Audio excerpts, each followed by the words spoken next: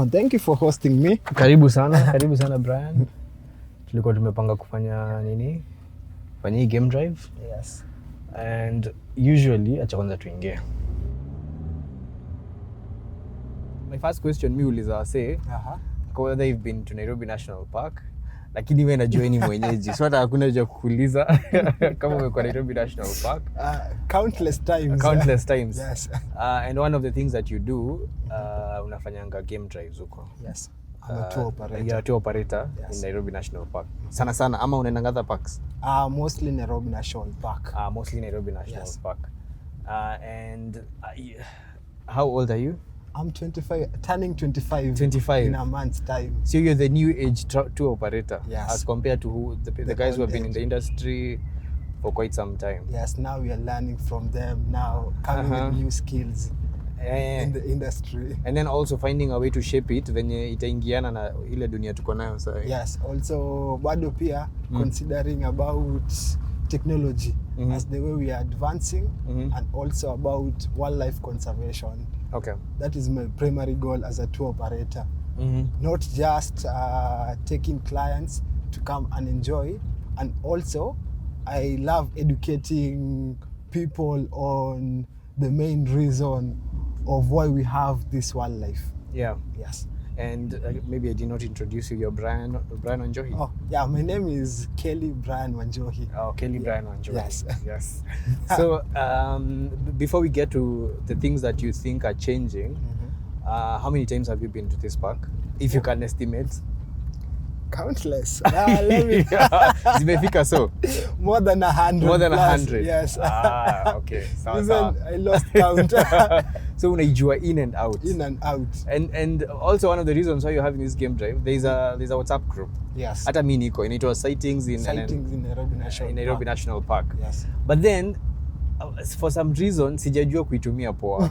Because the idea of the WhatsApp group is to operators wako ndio wamejaa wengi, and also guys who work in the park, the rangers and people in KWS. And so the idea is msi akiona mnyama anapiga picha na ika kwa group, and then anasema penye ameiona, and then sasa mimi kama tourist ama mimi kama ningia kwa park, I can know where to spot the animal if it's within the range ya time yenye imeonekana. Very true. Lakini mimi sijajua kuinterpret hiyo information. It's very easy by the way. So I wanted you to help me interpret. So maybe you can check on the WhatsApp group right now and then see which animal has been spotted in the last maybe 20-30 minutes. It's very, very easy. How we do it, we normally, when we post in the group, the park has been designated in the signpost with different numbers. Okay. You know, the names are too long to remember. If, for example, uambie mtu, you text in the group that a lion has been spotted at Nangolomon Dam. Before you type Nangolomon, and also you have clients, it will take time. For example, now I'm in the wild city sightings, and there's a buffalo and a giraffe that was sighted. The giraffe has been sighted at number 19 and the buffalo at number 16. Okay. So we say it with numbers. Yeah. The numbers are those what are they called? The markings. The markings within the routes. Yeah, and also we don't want to raise hopes for the clients. We use also code names. Okay. Like for example, buffalo, we will not say buffalo. Tunaita ng'ombe. So umeona ng'ombe. Ng'ombe iko number 16. 16. Okay. Yeah, alafu kama now the giraffe, we call it shingo. Shingo. Yes. Because of the neck. You see how tall it is. Yes, the neck. So we have the code names because sometimes maybe somebody has not spotted. So you can ask another tour operator what they have spotted from that side they were. Yeah. We normally indicate when we want to overtake. You'll use the indicator to show that person you want to ask him something, and they'll slow down. Then now you ask him, umetoa nini kule chini? Maybe he might say, vichwa pale Mutinda Bridge. Vichwa ni lion. Lion, yeah. Because of the head. Because of the head. Yes. So we use also the code names. Yeah. You have to inaitwa isimu jamii.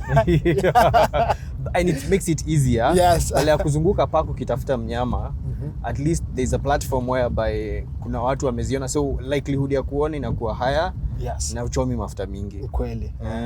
So kama sasa, so umesema umepata ng'ombe na shingo wapi? Number 16 shingo iko and 19, yeah, and 16. Ni gani iko karibu na hapa? Also, how are the markings? Inaanzanga number 1 kuendelea ama inaanza maybe? They are totally marked. Unajua ilikuwa ni mzungu alifanya hii mambo yote kitambo. So kama number 1 tutaipata hapo where we are heading. Okay. Then ukisonga mbele ukute number 2, number 16, 3B zinaenda tu zikichange. Hazifuatani chronologically. So ukikuja na ile mentality unasema hapa number 1, number 2 nikienda tu hivyo you'll get lost. Sasa hapo ndio mimi niko sasa. So I didn't know haziko chronological. So mimi nikitafuta most likely naonanga tu kama hii naona hapa hii number 1, right? Na it's easy to know because imeandikwa number 1. Yes. But after that mimi sijui nikienda na hivi najaribu kutafuta namba 2 napata nimepata sijui namba nyingine. Nikienda hivi napata namba nyingine, so najua nimepotelea wapi. Ukweli. So they are not chronological. They are different. Like this one now imeandikwa number 1 A. Which we approach you will see in the middle. In the middle. Yes. Yeah, I can see from here number 1 A. Na kuna sections zenye kuna wanyama wengi. Yes, like kama saizi the southern part wanyama ndo ziko mingi. Hiyo southern ni ukienda Athi Basin River. Yes. So hii ni number 1. Let me take a video of it. Cause nasa angalia aerodam plane before you type ni it's too tiresome. So heri tu andike number 1 A. Number 1 A. It's more easier. Yeah. So this is the first marking. Yes. So do we go left or right? Let's go left. Left, okay. Because we'll exit with this side. The roads are not that pretty good right now. Yeah. So we have to use No, naelewa. So I mean they've been trying to renovate, but it's taking time, but itafanyika tu. Yeah. So this is natural calamity. You cannot control the rains. The rains, exactly. Yes. Bado pia you cannot tell the operators not to come because we also want the revenue to come. Yes. Okay. So as we go this way, we are going to number 16. Number 16. Okay. Yes. It's more easier from this side compared if we use that side. Okay. We also know the shortest route. The shortest route possible. Yeah. Yes.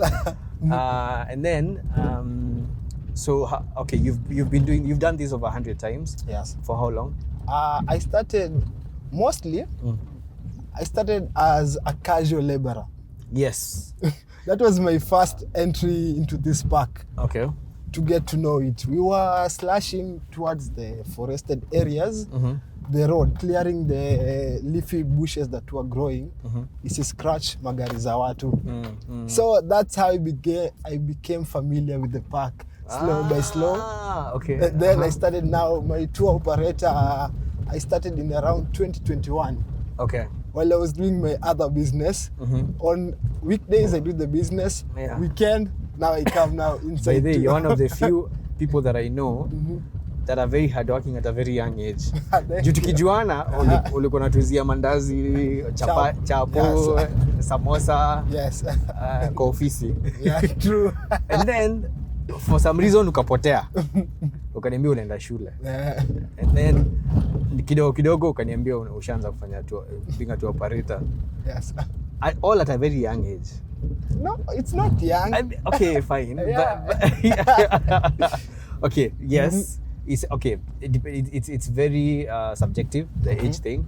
Yes. But then again, for you to have that drive, to believe in yourself, to change from one point to another, depending on what you're doing, and as you say, ulianza kama casual. Yes. And then uko na opportunity within that, uko na kumbe hii kazi inaweza fanya, ukaanza kujua park vizuri, ukasema hata mimi naweza peleka wageni.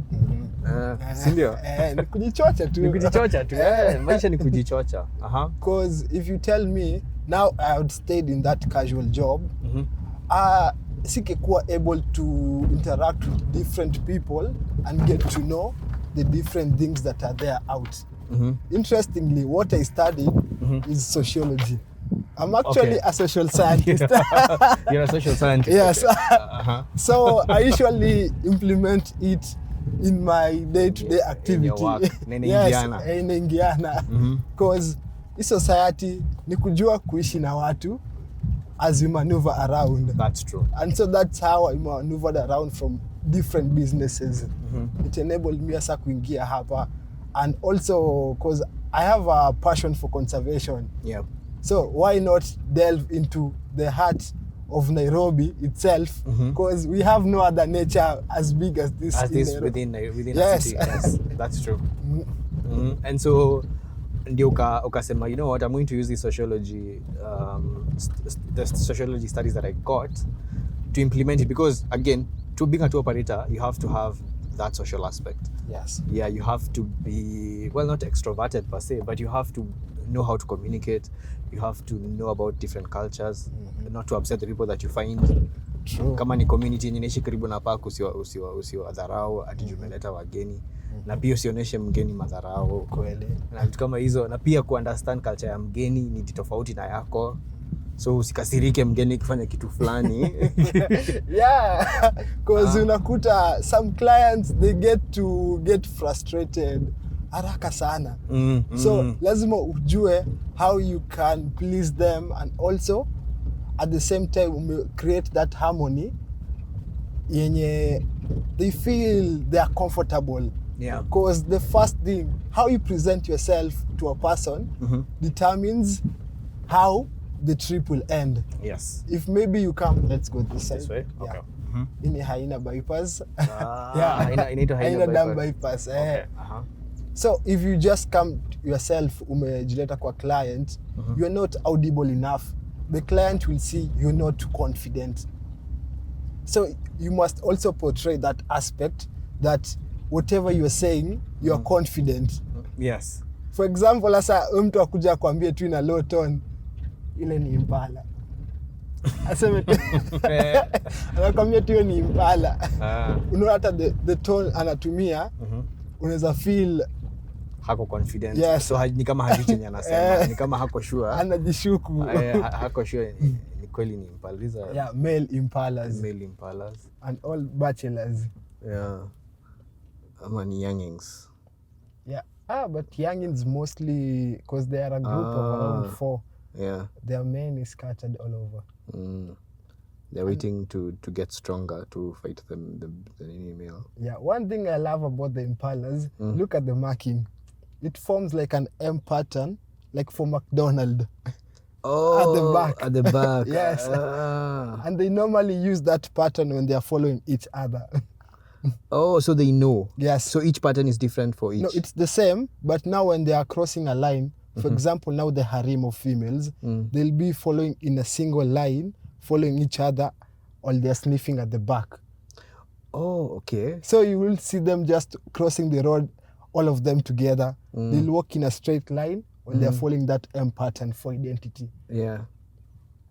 We actually call it McDonald's. Because yes. of because it looks like the M. the logo. Yes.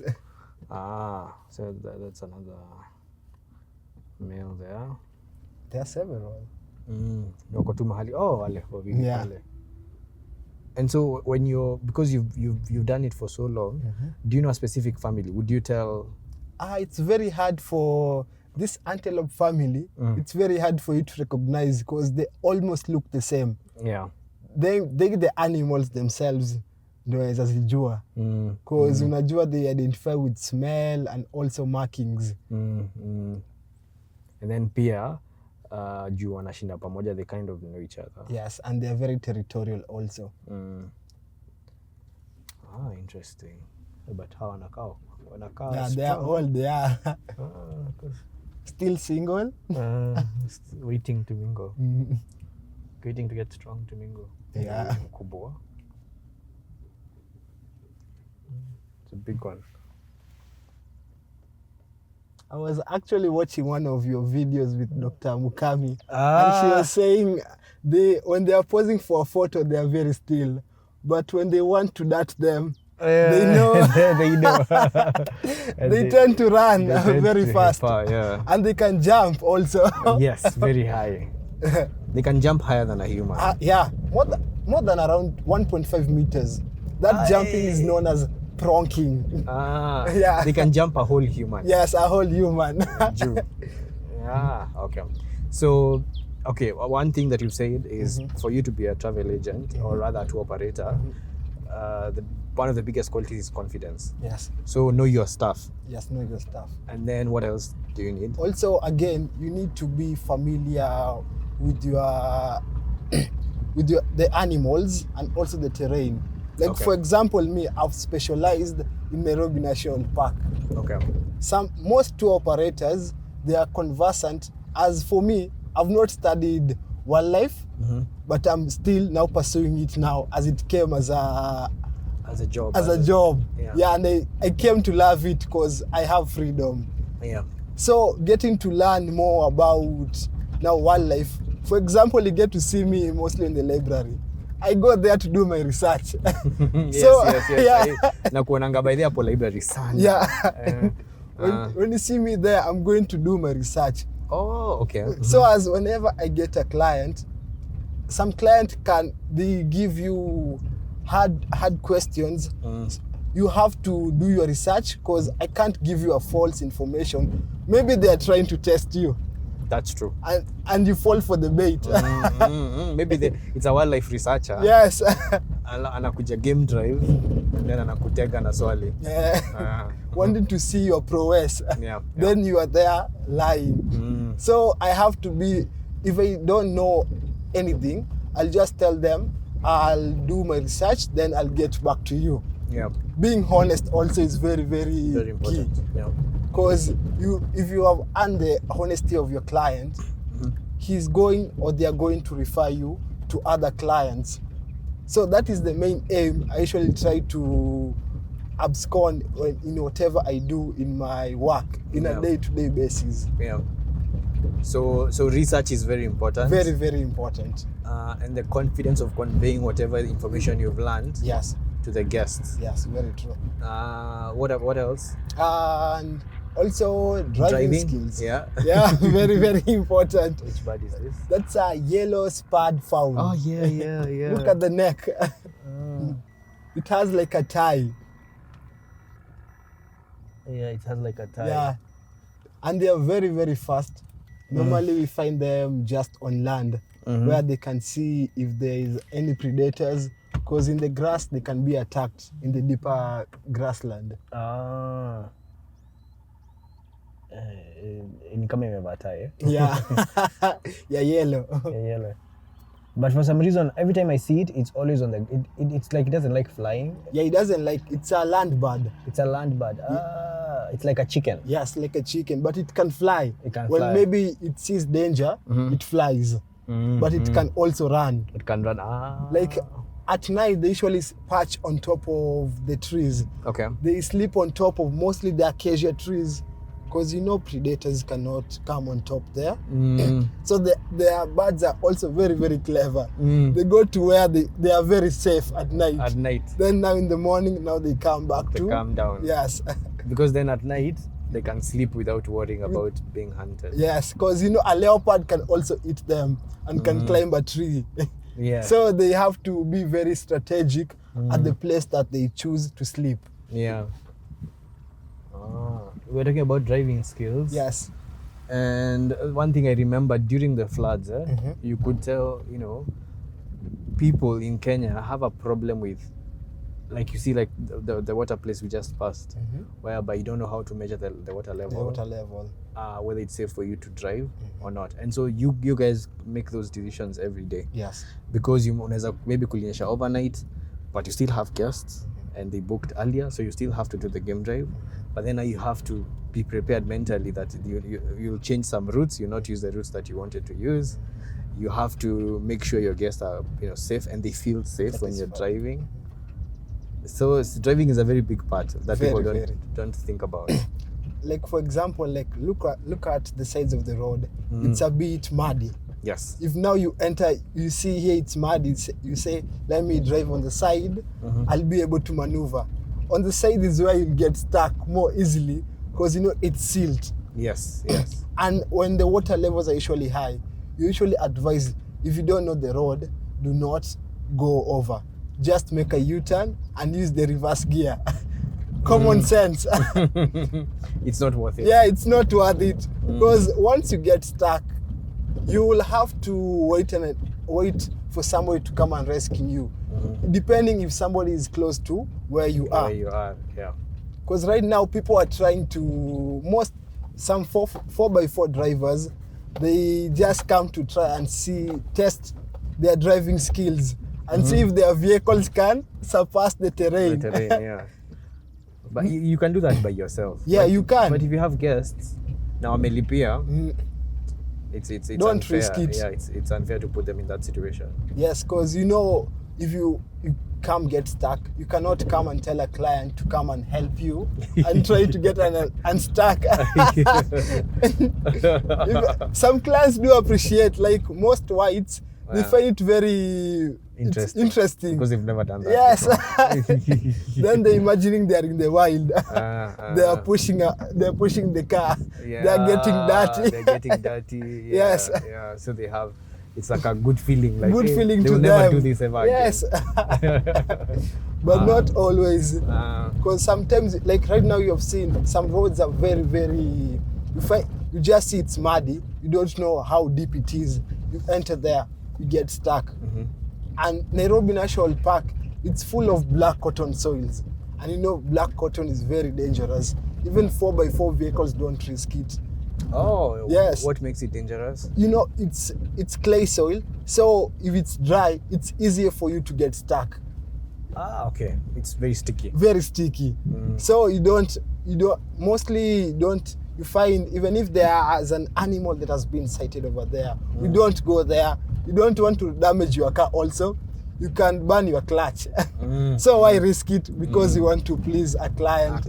Or specific animal, you can look for others. Yes, you can look for others. Because they will understand also if that terrain is bad. Because we have the park patrols. When it rains, they erect signs of road closed. They put, but sometimes you find the rhinos do come and tear them down because they scratch themselves with the signpost. With the signpost. We'll go this other side. So this is number 4A. This is number 4A. Yeah? Yes. Then number 4B is there before you go to the service gate that is closed. Yeah. 4A. So we go this side. Yeah. Okay. That is towards number 3. And also when we know the roads are bad, we usually post in our sightings group. Yeah. Like you should be looking in the sightings group if they have cited which roads are passable. Like for example, this road right now, it's not conducive for vehicles, mostly for 4x4s. Yeah. No wonder I'm saying, let's use this side. It's not good. Yeah. Okay. Because there are trenches. The Land Cruisers have made holes where it needs bigger vehicles that are highly raised to be able to pass. To be able to go. Okay. All right. So you've said, so there's research, confidence, driving skills. So those are the skills that you need as a tour operator. Yes. To run a good business. Now, what are the qualities that tour operators love that come from guests? What kind of guest do you unakuanga nayo unasema yenyewe ni leo nilikuwa na mgeni mpoa? I love guests who usually primarily don't focus on just the animals. Also, we are in nature. We are breathing fresh oxygen compared to the town centers. Here we have lots of trees because the park has a lots of scenic areas. And also, we don't just discuss about animals. Yeah. I like inquiring more about what my clients do. Maybe you might meet a client who might now give you a better client or enter a different market also. So we also discuss what they do, their interest, and also hobbies or places they love to visit about. Just somebody who is very engaging. That is the key aspect that we like. And also they take photos because right now we are in the technology era. Like the videos. Yes. They take also good videos that they tag you and also they share. So you see, they're also marketing you in a different way. In a different way. Yes. Yeah, that's a very good point. Yes.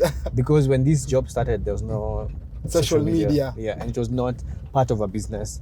But now it's very important because that's where people are. Yes. So if you have a client who takes a good, nice picture, I mean, they don't have to tag you. They don't have, yes. But the fact that they are doing it is good. It's nice. Yeah, because maybe when they post, somebody might ask, which tour company did you use?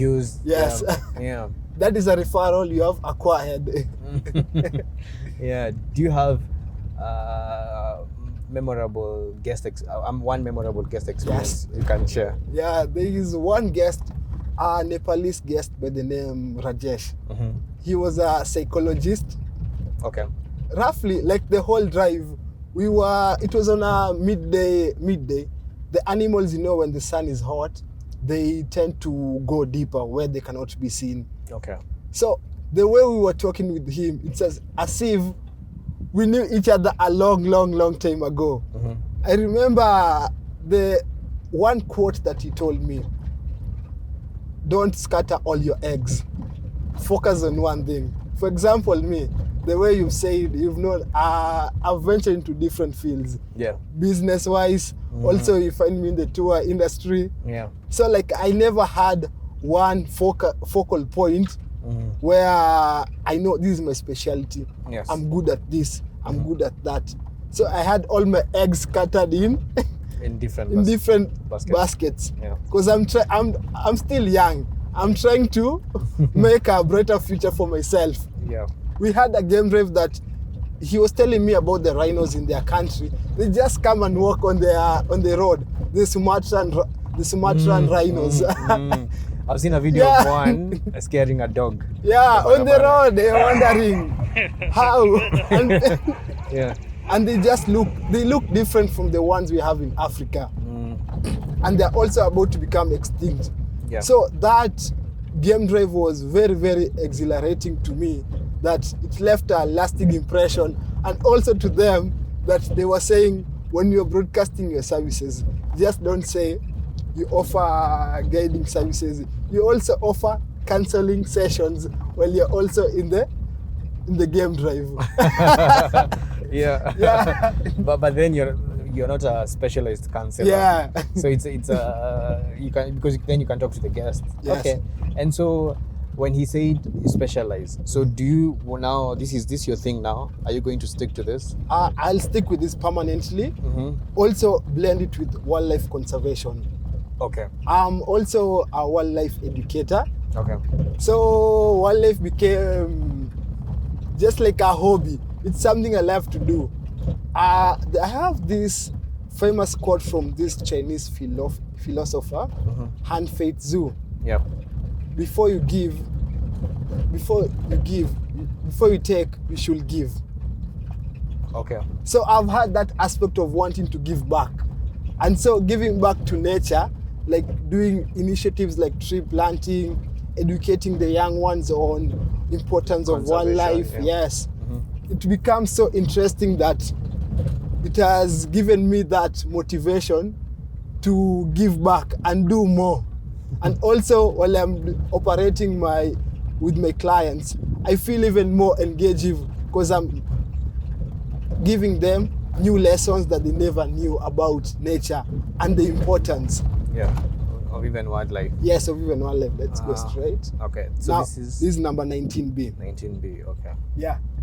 So you can see we were from number 3, then we were 19B. 19B, yeah. The signposts are not similar. They're not following a chronological order. So that buffalo was spotted around this area. 19. 19, yes. So now, if you're to spot it, we have to look now, because buffaloes, they are early grazers. They feed early in the morning. Then now they usually just lay down in the grass. You'll just see their heads. Even sometimes you might miss them. You might miss them because the grass is too tall. Yes. Okay. Now look, now it rains. The driving skills. If you have no driving skills over here, you just say, let me pass. My vehicle can pass here when it's raining. And then you get stuck.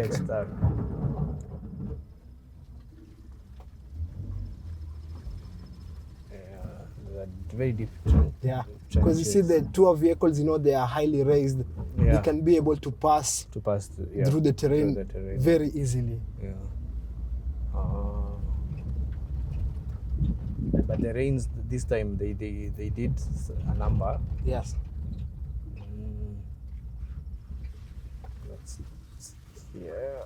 I hope when the rains end, the management will come and attempt to fix the roads, because most of the roads right now, they're in a bad condition. But it's also good for the park. It's been a while since the park was green like this. Last year, actually, it was a bit more dry. Even it was very dry. I saw they brought some hay to supplement the feeds to the animals.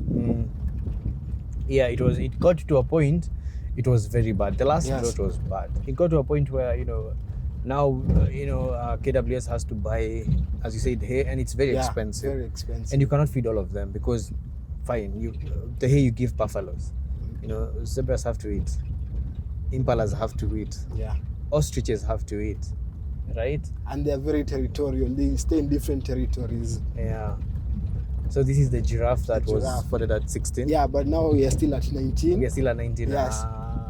Okay. There are two actually. You can see another one. Yes. There are several. They are young ones. You can see a few. Tell me something about giraffes that people don't know about. One thing about giraffes people don't know is that they have their horn-like structures. The name. They are known as ossicons. And they're actually not horns, they are bones. Oh. They are bones that are formed through oscillation. And when they are fully matured, they can have up to 5 ossicons on their head. The 2 large ones that can be seen, then other 2 that will grow on the back side, then 1 on the front.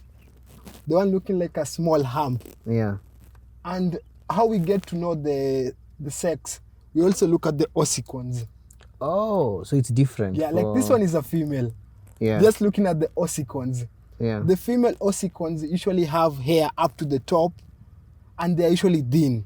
The male are usually thick, and they are bald at the top. Can you guess why they are bald at the top?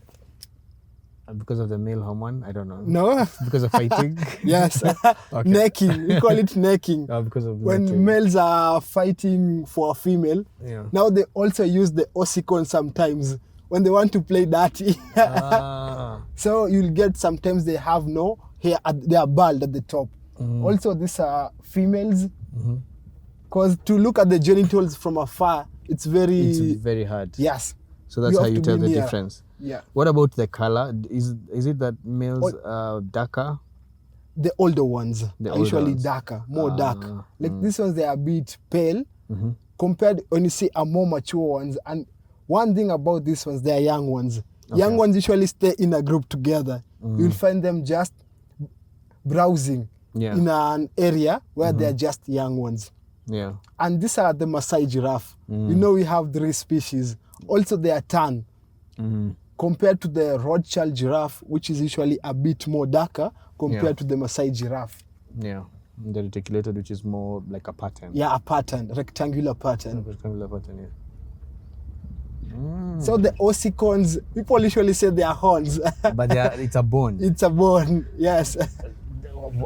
Interesting. So because a horn would be like kucha. Yeah, keratin. Keratin, yes. Yes. Okay, so it's a bone. Yes. Interesting. We'll keep right. But the horn of what's it called? The horn of a rhino. It's made from keratin, right? The kucha thing. Nairobi National Park has a sizable population of rhinos. Yes. Sindio? Yes. Both white and black. Black, I think it's more. Yeah, They are more. And you find them in such kind of habitats where they lack the bushy areas.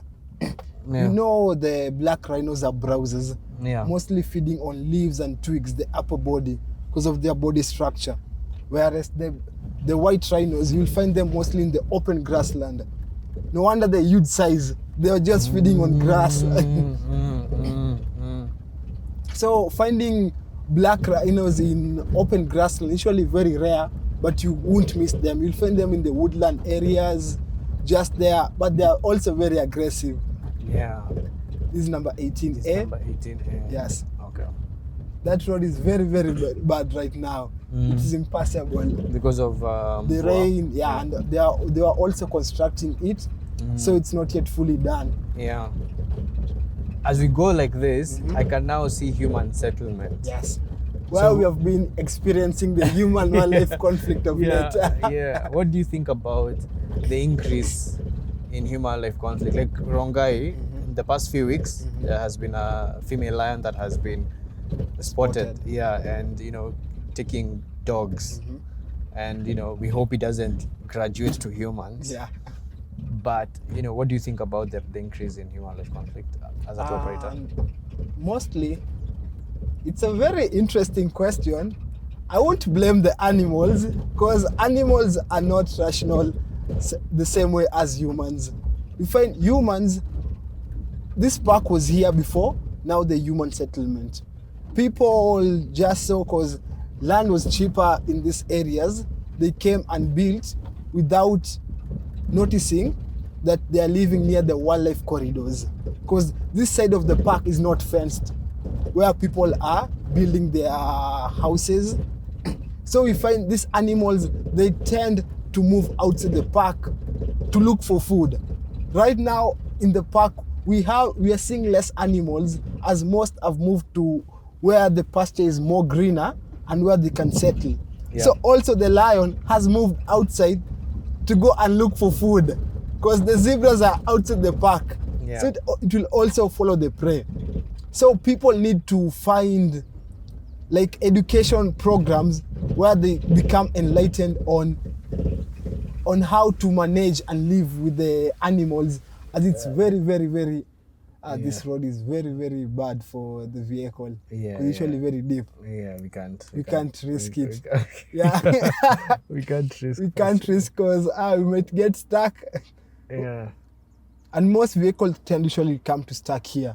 When usually this is a seasonal river, but when it rains, it's Nairobi. It's the terrain. Now the water usually comes now in the downstream. Now it goes slowly as it connects to the Mbagadi River. Now you find most streams are usually very flooded. Yeah. So during the rainy season, when you see a passable road that has a stream, we usually don't attempt to cross, because you might even get taken away of the banks, and also your car might get stuck over there, and there's nothing you can do about it. And then it's trying to call for help. Yeah, it will be very hard also. And in the middle of the park. Yes. Like here, before the tractor comes from workshop, it will take time. It will take time. Yes. to get you out. Yeah, it's not worth the risk. It's not worth the risk. Yeah. So trying to mitigate the human-wildlife conflict, it's very challenging, but conservation education, it's very key to enlighten people more on the behavior pattern of animals. Yeah. Because people don't understand these animals. Whenever they see an animal, they think the animal might want to attack them. Yes. But intentionally, it doesn't have that intent. So it's for them to just know the habits of this animal. For example, lions. These lions are nocturnal animals. They mostly like hunting at night. At night, yeah, these specific lions. Yes. So if you know you are living near the wildlife corridor, what are you doing outside, just walking, and your safety? Safety comes first also. Yeah. Just consider that. Just try to maybe come back home early, or maybe use a vehicle if you can. Yeah. Because there's no way we can chase the animals for us humans to live there. Yeah. And this was their home. Exactly. And you'd find those lions a few years ago, they were able to walk within that environment without any problem. So now they come back a few years later, and you've built your house there. And it's fine because you bought the house and you made an investment and you live there with your family. But then that also means you cannot live like other people who live away from wildlife. You have to have a different way of living. A very good example is I have a friend, she's called Rin. It's an episode I did, but I haven't uploaded yet. I'll upload before this. And she went to Ethiopia, and there is a community that feeds hyenas. So they are wild hyenas, but they come to community land, and so these people have a specific place where they've put nyama, and so they come and someone feeds them, and then they go. And so the idea was because they did not want hyenas to eat their children. Yeah. So instead of killing all of them and getting rid of them, they found a way to to help them benefit. And then a they win-win situation. a win-win situation, and then they in turn would not hurt their kids or anyone. So they'll just come, you feed them, they go. I'm not saying Rongai people should do that with with the lions, but people there should also find a different way of living that benefits them and also doesn't harm the animals. Because it's also bringing us foreign income. Exactly. Yes. And we need to preserve it. And we are one of the few countries in the world that has wildlife. Yes. Most countries right now, it's dying out. Yeah, the population because of urban development. Industrialization was a blessing and also a curse to us. Yeah. Because now we are destroying habitats and... okay. Yeah, for example, now if we never had Nairobi National Park, which is the only park inside the capital city, where will people be going to also now coming to enjoy these scenes? Where you are seeing skyscrapers, you are seeing also wildlife here, just enjoying. Exactly. I mean, you need both. You need an urban area, yes, but you also need green spaces within the urban area. And that's why I have a problem with construction in Nairobi, because they don't put into account the green spaces. If you're building an apartment block, you don't have like a garden hapo chini, even kids can play on and plant some flowers. Yes. The urban planning is usually very not corporate. considered. It's very capitalistic. But you're focusing on the gains that you'll acquire. Yeah. So they make sure the house is so small. Yes. There's no room for mapambo. And forgetting that also the green space will also provide fresh oxygen to us and also future generations. Exactly. And we will, if you live in a very, let's say, green environment, because you're breathing good oxygen, which is not polluted, then your way of life is even happier. Yes. And Langata is blessed a bit. Langata is like the only constituency I see in Nairobi that has a lot of green spaces in contrast to other environs in Nairobi. Yeah. Look at the people in the suburbs in Karen. They are living in a green area space where they have conducive oxygen that they usually do morning runs. For example, I usually go for morning runs up to Karen because it's very serene and also pleasing to the eye. Yes. Okay.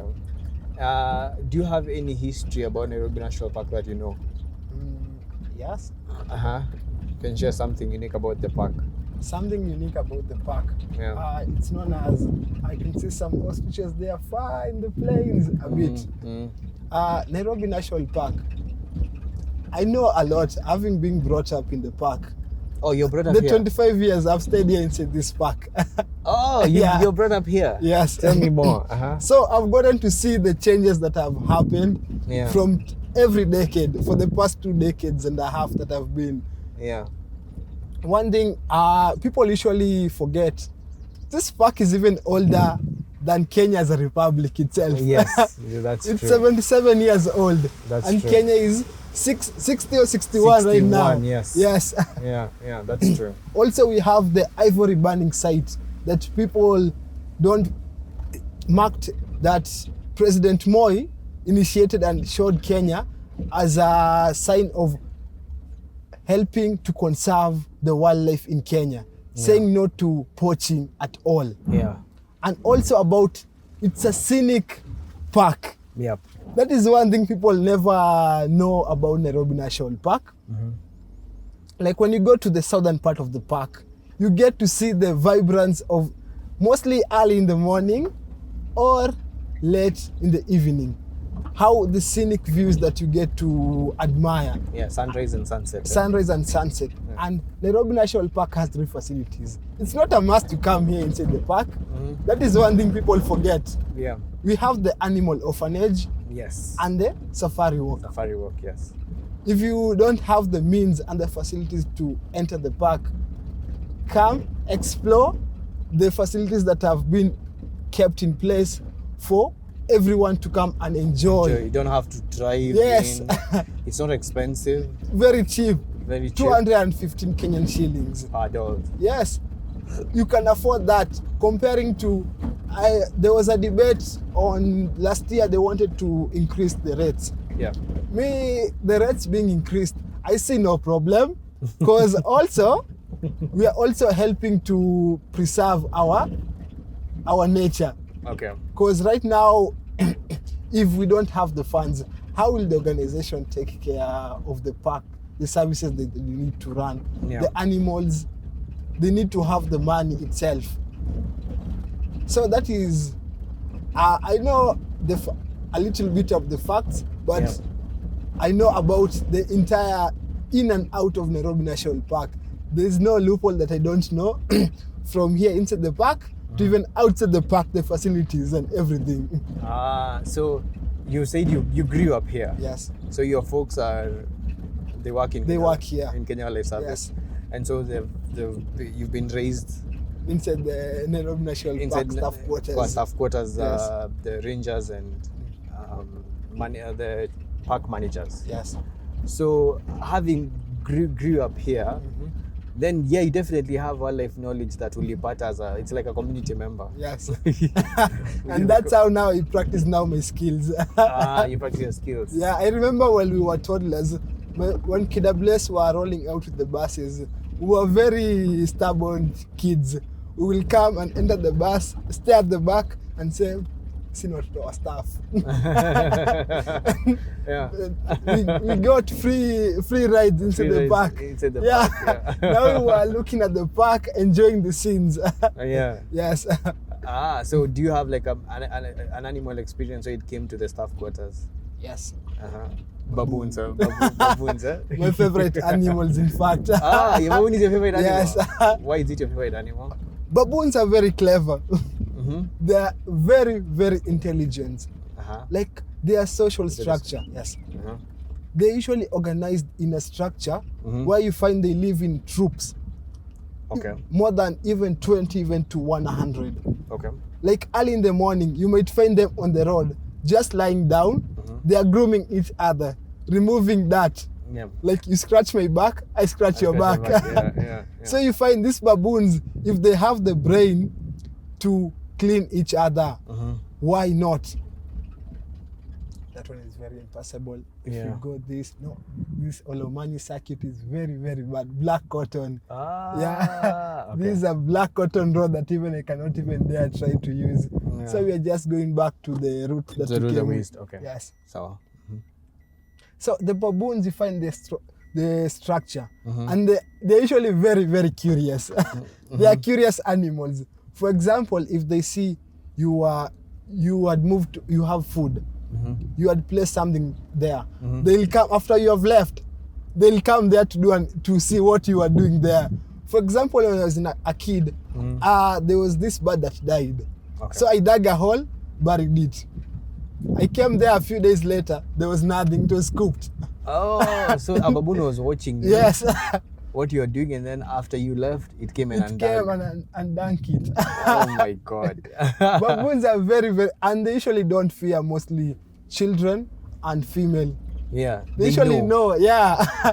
They sense the fear.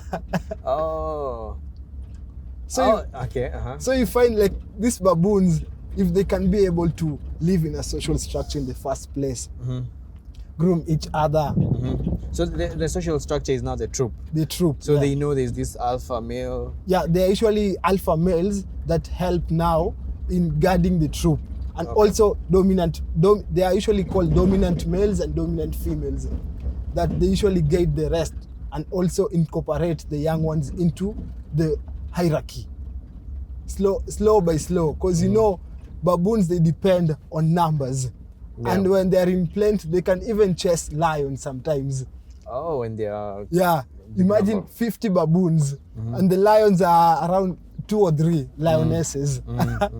They can be chased because baboons are very, very aggressive also, Yeah. because they communicate. They usually have communication patterns. For example, barking, and sometimes screams. For the young ones, when you hear the young ones scream, Yeah. danger. For example, when I hear the young ones, they usually run away because the elder ones, they are nearer. Oh, so if you hear a young one scream. Yeah, they might maybe make the older male Okay. come and think maybe want to attack it. Yeah. So I usually try to avoid and move a safe distance away from it, because baboons are very, very aggressive. Aggressive. And Yes. they can bite you with sana. Vibaya. It's like a dog monkey. Yes, a dog monkey. Even look at, they have a dog-like muzzle. It's very Yeah. protruding, long. Yeah. Yeah. And can get you rabies. Yes. Wanze kuchizi chizi. Yeah. So you lived in the park for quite some time. Yes. Okay, then it makes sense why you're pursuing this. Yes. Because then you already know the park in itself. Yes. And you know your way around. Yes. And you've grown with wildlife. And wildlife is not predictable. It's not. It's predictable. It's not unpredictable. If lions have the same behavior, it's still the same behavior. If it's rhinos, elephants, whatever animal, Yeah. it's the same behavior. Because they usually, these animals, they have patterns. Yeah. They have a routine, so they know they'll wake up in the morning after when the sun rises. They start now feeding. There's nothing else they are doing. That's their normal routine. Yeah. That's true. Yes. They have their own routine.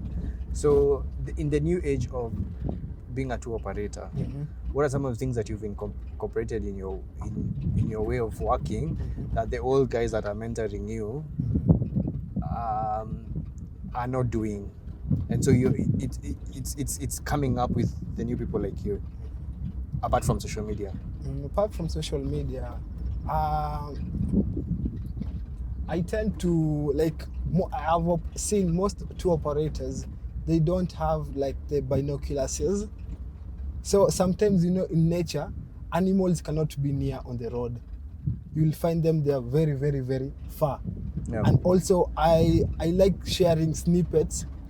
Social media is the ultimate weapon right now in our generation. Yeah. Without it, you cannot grow.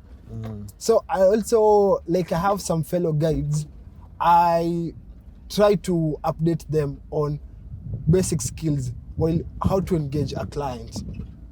For example, on you've social seen, media? yeah, not on social media, on the ground. On the ground. Maybe okay. you want to persuade this client not to go to the safari walk. They'll have a better time inside the park, because most people feel like the park, they won't see animals. Yeah. It's very hard. So how you convince them a white rhino? Yeah, this is a big one. Yes. A big white rhino. How you get to talk to them? Yeah. The engaging process. The way I told you, how you engage clients matters. Your confidence is key. Yeah. Because you find these old people, they are not that very talkative. Oh, they're just quiet. Yes, they have all the facts. They are the best to learn about the facts of animals. But when it comes now to socialization skills, as youths, we are more talented. Yeah. And also they have the white cattle egret perching on top. The white rhino. Yes. And that's a symbiotic relationship. They are feeding on the chicks on the back of the rhinos. Yeah. And why do you think it has mud all over its body? Sunscreen. Yes. Wait, it's sunscreen? Yes. I wanted to The just cheapest guess. sunscreen to them. Yeah. It's mud. It's mud. Okay. Yeah, and also it also helps them to suffocate the ticks that are on their body. Oh, okay. So it's a It's that's a sunscreen interesting. and also a Deterrent parasite of control method. But the birds as well, they help. Yeah, they also help. It's called a white what? Cattle egret. Oh, cattle egret. And also we have an oxpecker on the ears. Yeah. So right now there is it like grooming each other or? One is just lying. It's like it's it's communicating. That is a male. Yeah. That's animals usually communicate by. You'll find the way you see it's. Ni kama inapapasa the back part. Yeah. It's serenading the female that is sleeping. Ah. Rhinos usually use the dung and urine to know, for example, if the mating time. Okay. If they want to know if the female is on heat, they'll come and smell the urine. Okay. Or also the dung. Okay. So no wonder you find they have a designated place where they come and poop, not just pooping on the grass. So then, if another one is coming to poop there, it will know. These are different. Yes. There's a female here, and that female is on heat. Yes. That's so interesting. What else do you know about rhinos? Rhinos, they're also very fast. Okay. They are the second largest mammal in Africa after the elephant, the white rhino, but also very, very fast. People underestimate an animal being huge cannot run. Yeah. It can run, for example, the black rhinos, they can reach a speed of 50 kilometers per hour. Yeah. And the white around 40 kilometers per hour. 40 kilometers per Yes. hour. For that big Yes. white that we've just seen. Yeah. Just imagine it now chasing you. That's faster than a human. Yes, faster than a human. And people but the funny thing, just don't go straight because you know they'll follow with the sense of smell. Okay. If you, for example, I usually get to look at Dubai in Safari Walk, usually makes turns, just going in circles. So me usually, if maybe you encounter it in the corridors, wild. Yeah. don't try to run in a straight direction. Straight line. You won't outrun it. Yeah. Be clever. Yeah. Like run, then make a circle. It will lose the smell. Like zigzag. Zigzag, Yeah. yeah. Because it has a poor eyesight. Poor eyesight, but a good sense of smell. But a good sense of Yes. smell. So the whole idea is to be smart about it. Yes. Because you can't outrun it. You cannot. Yeah, so you have to create a diversion or something. And another thing, rhinos have the largest poop. Of all animals. Yes, of all animals. Makes sense. Yeah. Even bigger than elephants. Yeah, bigger than elephant is usually small, like the size of my fist. Yeah. Okay. Not that very big compared to the rhino poop. Hope we get to see one and see how huge it is. It is. Yeah. Okay. Interesting. So maybe the which is check on the group if there's any lion sighting. Maybe we can look for that. Yes.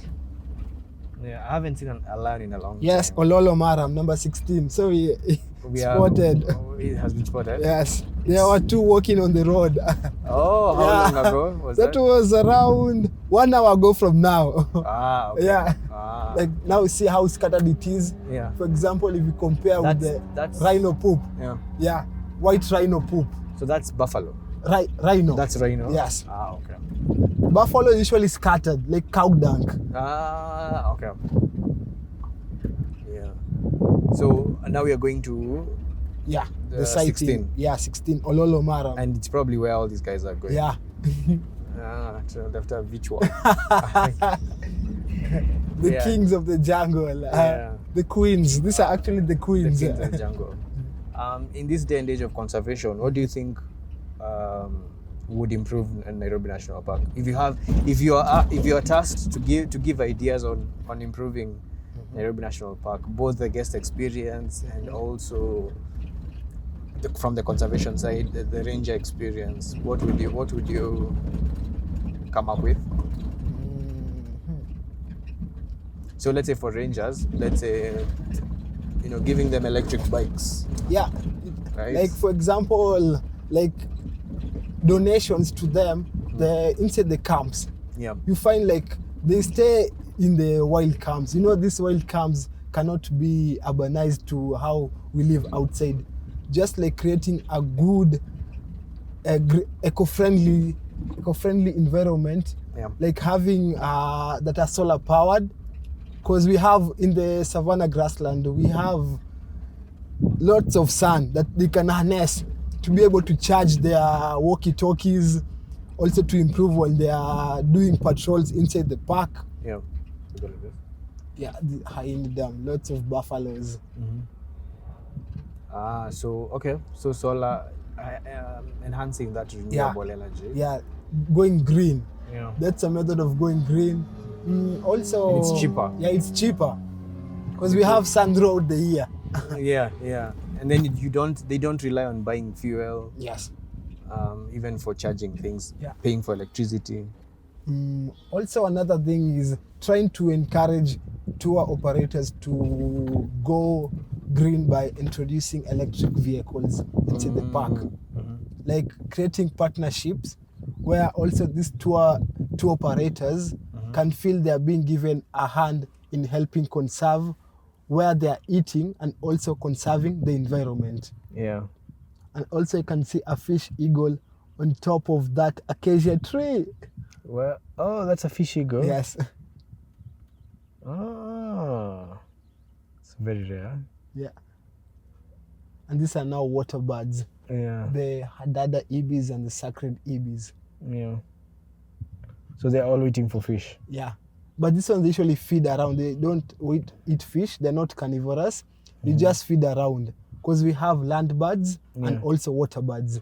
Yeah. You'll find these water birds near water areas. And the lion's favorite meals. The buffalo. Yes. Why? You know, buffaloes are very slow. So it is usually very easier for them to hunt. To hunt them. But they can also be killed because they are very aggressive. They're very strong. Yeah, no wonder they are part of the big five. Yeah, they're very strong. So it's a risky meal. Yeah, it's a risky meal. Even before lions attack, they usually try to look the one that looks a bit weak or diseased. They just don't attack. To attack. Yeah, they are very clever, strategic. And then the problem with a lion attacking a buffalo, if it gets an injury, that's it. Yeah, that's it. It can die. It can die because it cannot be able to hunt again. Yes. I mean, it goes now to people. It goes to wrong Now guy. look for food in a different area. Yeah, an easier area to hunt. Yes. The hippos. And funny thing about hippos, they are the third largest after the elephant and the white rhinos in size. People usually underestimate these hippos and think they are also slow. They are also very fast. Very fast. Yeah. Kwanza in water. Yes, Hey. not on land also. Even on land, huh? Yeah, on land, 30 kilometers per hour running. Hey. Yeah. That calf is very, very huge. Not calf, the bull. Looks like a bull.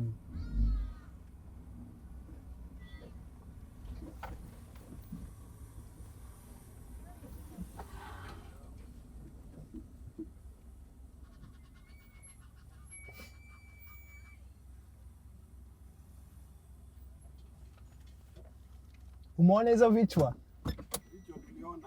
Umepata namba gani? Zinaonekana vizuri ama zimeingia ndani? Maridadi. Aya. Wacha tuende huko tuone kama tutaipata. Aya. Sawa. Ni barabara ni Ni mbaya. barabara ni mbaya. So you see the language I told you we tend to use. Imeoza. Yeah. Because if you just say in a direct language. Haya.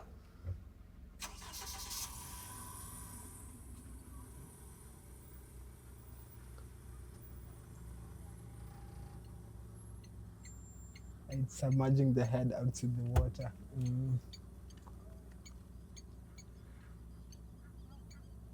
That's why I wanted him to move because I couldn't see it. Yeah, like getting a good shot.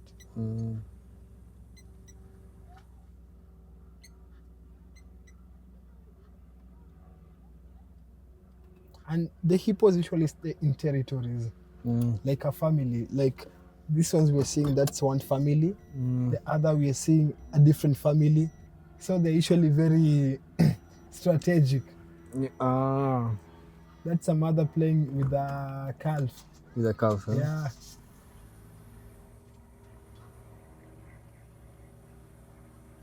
And these hippos are very heavy. 2 tons. Hiyo ni lori. Yeah.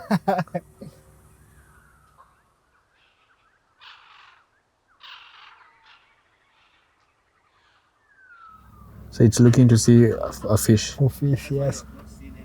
It would be a nice shot if you catch it. Grabbing a fish. Yeah. And when it rains, this place is usually very, very swampy. It's not even passable. Oh, here? Yeah, the water is usually flooded even up to here where we are right now. Oh. Yeah, the rain situation is a bit. You see how the roads, they look just, the vehicles have created roads in left, Everything. right, every direction. Yeah. We're just seeing tire marks. Yeah. So yeah, so you were saying about the things that that we can improve. As you said, having electric tour vans would be good. Yeah, because when we are approaching an animal, we usually tend to switch off our vehicle. And electric vehicles, they're silent. Yeah. So even the animal cannot notice you. Your car is still on, but they're not even getting the disturbance from you guys. Yeah. Exactly, and then also it doesn't have any air pollution. Yeah. Because it's not emitting, it's not combusting energy. It's not combusting fuel. Yeah. And also another thing is wildlife education to help curb the human-wildlife conflict. Yeah. That is one thing that should be invested in, because we humans, we don't know the nature of how animal behavior. Yeah. We should need to understand how animals behave so that we can have a peaceful coexistence. Because sometimes when I'm usually with the kids, you can see rhinos, they're sleeping there. It's a white as well. White rhino, yes. Usually it looks a bit pale gray. Yeah. It's usually known as white rhino because of the mouth. The South Africans, to pronounce the name white, it was very hard for them. So they were saying the white. So that's how the name white rhino came up to be. Yeah. And its origin usually in South Africa, while the black rhino's origin, it's here in Kenya. No wonder they are in plenty. There we have plenty. Yes. So you're saying about education? Wildlife education. Yeah. Like educating the young ones more about wildlife, because it's also a route for the young ones to venture as a career. We find like most youths, they have done like courses like environmental science, but they don't know on how or where they are going to implement their studies. So it's really very challenging, mostly to graduates. Yeah. And then so they end up now changing Careers. Yeah. And also another thing, encouraging rich people. So guys who've made money in business and they don't know where to invest it in. Yes. They invest it in conservation. Conservation. Because most people right now, the rich guys who invest in conservation are white. Yeah, they are white. We have very few. The only Kenyan that I know that has invested in conservation who's rich is Humphrey Kariuki with Mount Kenya Wildlife Conservancy. But if you can find a way to convince these guys with all this money to, get conservancies, Yes. Spaces for wildlife whereby they can come and roam, and promote conservation, then it will motivate even younger people who want to be successful to consider investing kidogo in conservation. Yeah, I also do Instead of buying malls and creating malls. For example, Paula Kahumbo. She owns a Wildlife Direct. She's the director of Wildlife Direct. Yeah. I like her work because she's trying to empower now the children. They usually, for example, have done some guiding with their kids where we take them to Nairobi National Park, and they have a lab outside Nairobi National Park where they bring now the kids and enable them to learn more about wildlife. So you see, incorporating the young ones now into the greener spaces from as early as possible. So do you think schools should have like at least like a wildlife topic? Yes. And as I mentioned earlier, I'm a wildlife educator. Okay. I happen to be a programs coordinator for a youth-led group known as Kang for Nature, Okay. where our main aim is to upskill and upscale the youths into conservation. Right now we have taught in several schools, mostly in Amboseli, and in Nairobi we have done a few, like we were teaching in Makini. Now we were imparting now our knowledge of wildlife and also helping the kids now foster new career paths. Yeah. Maybe you don't, everybody wants to be a doctor, a pilot. Nobody wants to take care of the environment. Yeah. Who will? Who will? Yeah. Yes. So no one wants to work in wildlife. Yes. Or They see it as it's not a job. it's a hobby. Yes. But it's a job. I mean, okay, I think it's more of a job than other jobs. Yes. Because you need to kujitolea. Very One thing, true. wildlife is very unpredictable, right? So if Yes. let's say you can even pursue being a doctor, but in the wildlife sector, be a vet, We are vet. a wildlife vet, right? Take care of, lions with problems, with buffaloes with problems. Yes.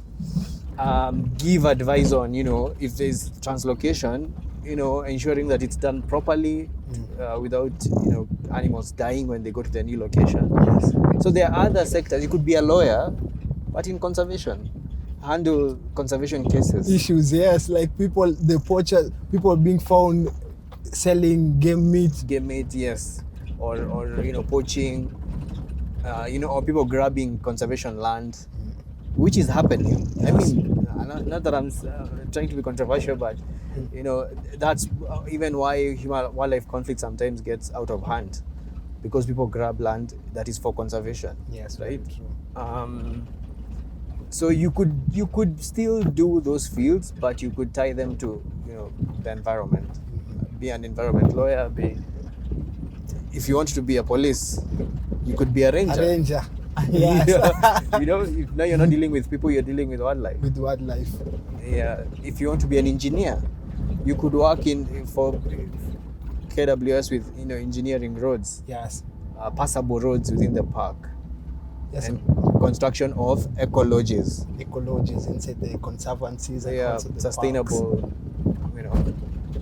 Yeah. So I mean, it's a good initiative that you guys are doing, especially going to schools and encouraging younger people to pursue conservation. It's a good thing. What else are you doing? Apart from that, So the Kang, it's called Kang? Kang for Nature. Kang for Nature. So it's Yes. you and a few other young people? Yes, we are a team of 5, and mostly one is outside in the UK, Okay. and the other one is also a CEO at another organization dealing with wildlife in Amboseli. The other one is working here at Safaricom, Okay. and now we usually recruit now in our social media. We normally take youths now, we give them a slot to also help us in on new ways on how we can reach now people. Okay. Yes. So at the moment you're only going to schools? Yeah, we are going to schools, and also we partner with different, like for example, we have partnered with Nairobi National Park. We have done lots of initiative here in the park. Actually, tomorrow it's World Environmental Day. Oh Yeah. June 5th. It's yes. tomorrow. Yes. Tomorrow. Okay.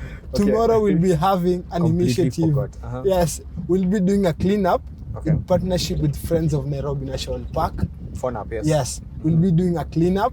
Then later on, we'll have a webinar where now we'll bring different stakeholders from different fields to now empower now the skills. We have also gone to Amboseli. So our main focus has been Karura Forest and Nairobi National Park, where because we want to make our vision is making it the SI unit to be the SI unit of conservation. Okay. especially for young people. For young people. No wonder it's youth-led.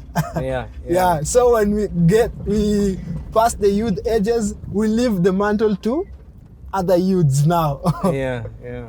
So we want to make Kenya the SI unit of conservation.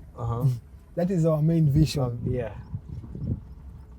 Especially for the coming gen, because at some point because there was a time when I was younger, we used to have wildlife clubs of Kenya. It was very active. Yes. And for you to get that card, kwanza your picture is plastered on that, it was a big thing. Right now, even most wildlife clubs have gone down. And no wonder we try to partner with Makini to try and bring now the wildlife clubs now even in different schools. Now we are also trying to look for more schools and revive the wildlife club. I was also a member of wildlife club while I was in primary and high school. Yeah. At that time, I never had the passion, but slowly it now grew. Yes. Me, getting that certification, and you were able to get into parks cheaper. Yes, because you find they know that you are conserving, you are helping to conserve. Yeah. Like normally you'd find for children you are to pay 215. Yeah. Now you'd pay around 60 Kenyan shillings to enter into the park. That's a good rate for you also. Yeah. It made you feel like you're being appreciated. Yes. Like, for being in a club, being in a community of people that care about the environment. We need to bring that back. Yeah, that is now what we are trying to revive, and in August we'll be having a workshop where we'll be empowering more than 20 youths and imparting them skills that they can use now to help now inside conservation. So that is our main aim, upskilling the youths, because it was founded by I'm a co-founder who joined via how I came to become a member of the group was via my business of selling uji and chapati. That's how we met them. I was wondering, who are these guys? why are they cleaning the orphanage? When you're selling the chapatis. So I came and sold to them. Then I inquired more. I'm very curious, like a baboon. Like a baboon, I'll have to inquire. I asked them. Then I asked, what can I do to join you guys? Yeah. And that's how now I joined and entered now into conservation now fully. Yeah. Because I see they were just youths coming to clean the orphanage. I was wondering if these people can just spend a whole week, allocate their whole week and come and help without being paid. Why can't I also give my service back? Yeah. So that's how now I enter now into conservation now fully. Yeah. And what's your goal?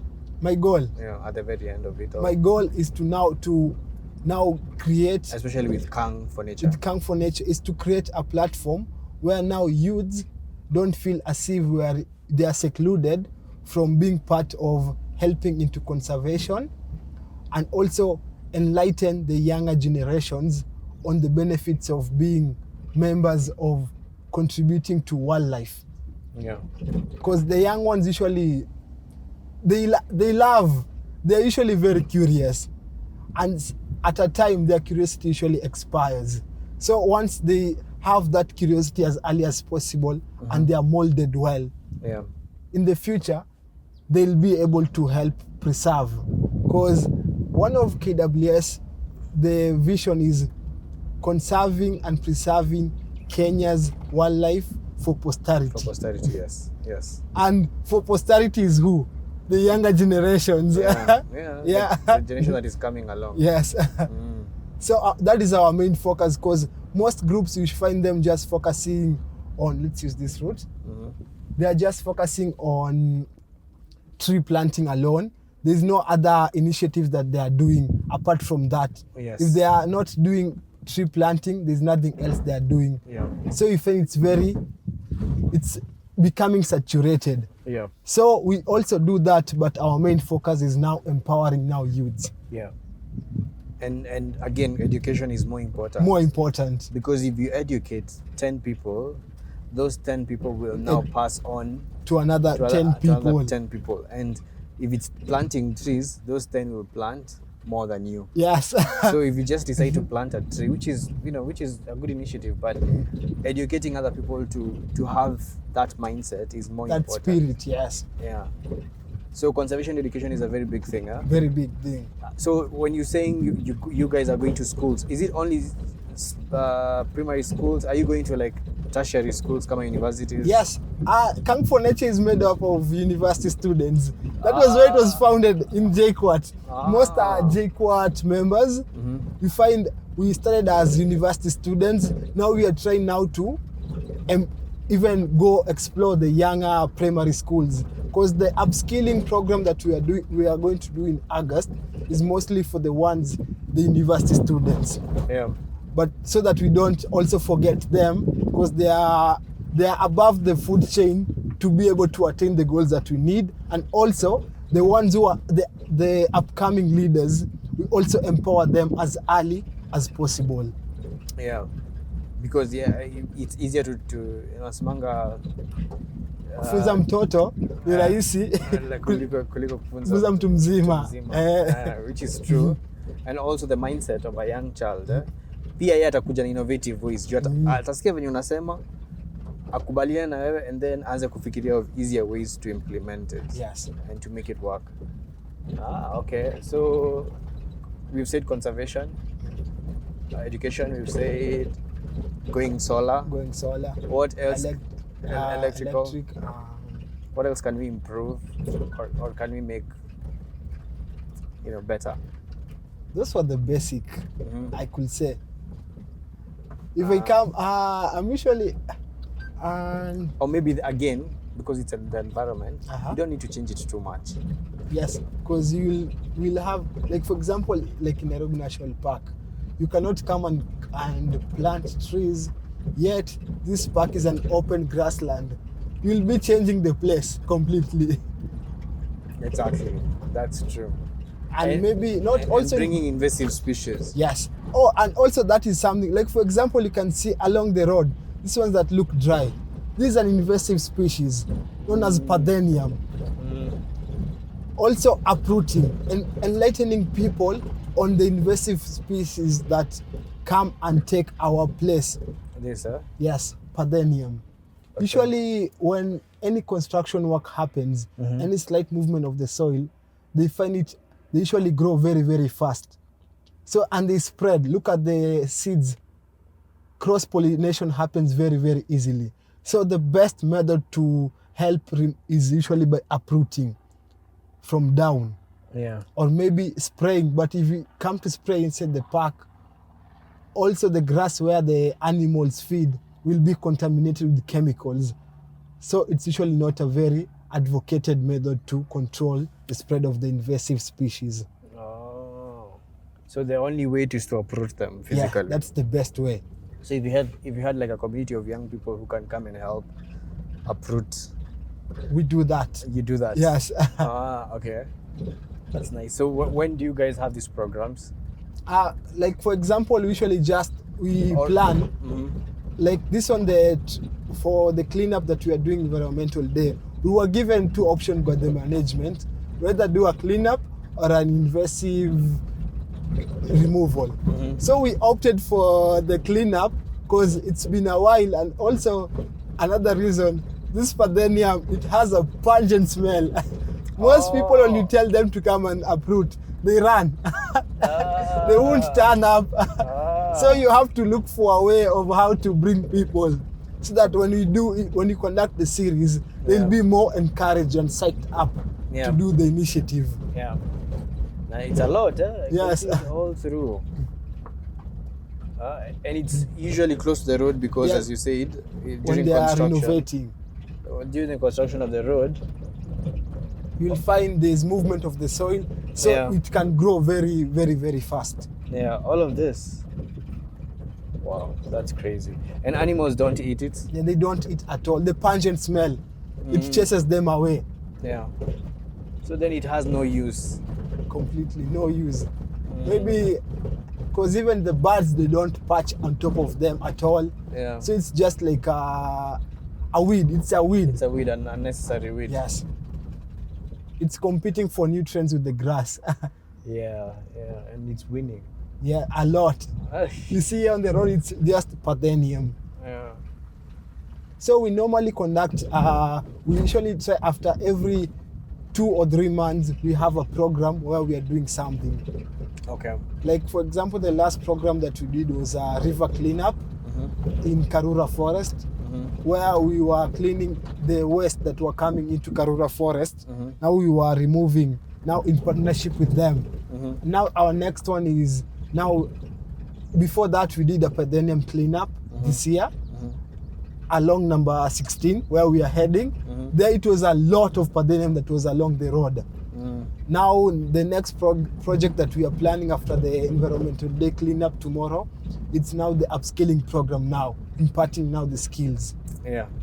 Yes, we go straight. That is Olamanye circuit, where if you could have used the road, you could have come from this side, but it's not very, very conducive right now. Yes. Yeah, okay. You've said you have a few programs every 3 months. Yes. Do they keep changing? They keep changing depending on the schedule, because you know a lot of youths, they are studying, most are in school. Sometimes like right now we're in the long holiday. Most of them, they have gone home. They're not near their institution facilities. So we usually try to look at the time when we have lots of people, when you can do now the initiatives. When the schools are open? Yes. And do you only do it for Nairobi National Park? Also Kang Amboseli. for Nature. Oh, okay. In Amboseli.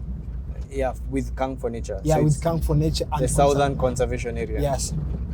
You should also include the Thika in Etwaje. Oldonyo Sabuk. Yes, we'll also try to go up to there. Because we have seen Nairobi National Park and Amboseli, it's able for us to access. Like in Amboseli, we have a camp there where now we go and do now the teaching now to the youths. To the youths, yes. And also, you know, it's a semi-arid place. Yeah. So it's one of the best places where we can also now continue with the conservation. But we are seeking to expand now to different areas now. Yeah. Because our team is now mobilizing slow by slow. Slowly, yeah. And then with the rain, does the rain change the pattern of how animals are in the park? Yes, a lot. Like in the wet season, lots of the animals migrate outside the park. The main reason is Nairobi National Park, the topography, it's black cotton soils. So when it rains, the pastures become soggy. So the animals cannot, because they are the hoofed animals, they cannot come and sleep over there and also feed comfortably. So they have to go and look for areas where it's a bit more, it's green and it's conducive for them also to sleep and also walk around. So the dry season is usually the best time for game viewing. You'll see plenty of animals, but the wet season you have to go up to the southern part of the park where it's somehow a bit semi-arid. So the kind of soil supports the animals to stay within the areas. So rains usually affect the number of animals inside the terrain of a park. And then so during the dry season they all come in? Yeah, they come back in. Like for example, right now, you'll find like majority of the zebras are outside the park. Yeah, I haven't seen zebras in a long time. You'll find them during they are even here in the grass just feeding. But right now you'll have to go up to the other area to be able to see the zebra, or sometimes you might even miss the zebra at all. Yeah, in the last 3 or 4 game drives that I've done, I haven't seen it. Yes. Because of the rain pattern. The rain pattern. Yeah, they are clever. You see, the animals are clever. They know when it rains, this place is not conducive for them. They migrate. They move. Yes. What about leopards? Leopards. Now, leopards are usually very, very, very sneaky animals. Usually, their patterns are usually very hard to track. Yeah. Because one thing, they are solitary animals. You know, tracking it, maybe today you might spot this leopard. Tomorrow you might not be able to know it's which leopard that you spotted. Yeah, so leopards are usually very tricky. The cats family are usually very tricky except for the lions. Because now lions, you know, they are communal animals. Among the cats, the lions are the social communal cats. they stay together. So it becomes easier for us to track the lions compared to animals such as the cheetahs and the leopards. Do you have cheetahs in Nairobi National Yes, Park? we have. I have never seen one. They usually spot them. It's a rare sighting. Like for example, on Sunday, we spotted no lions, but luckily we spotted a cheetah. Yeah, like the whole day from morning to evening, there was no sighting of a lion. Yeah. So you find clients were not even getting satisfied because they have not seen a lion. Yeah. Because they were expecting they'll be able to see a lion very well. Yeah. They come, no lion spotted. Yeah. Because lions sleep actually more than 18 hours a day. They are like a very house cat. lazy. Yes. So then sometimes maybe they hunted the day before. Yes. Now So they they're were well full. fed. They were just sleeping. Yeah. So it's like you missed them. Maybe Yeah, they were just lying there close to where you are. And they camouflage very well with the grass. You Yeah. cannot even see them because of the brown tan that they have on their body. Yeah. The game drive thing, is it your company or are you hired by somebody? No, we you're are hired independent? by people.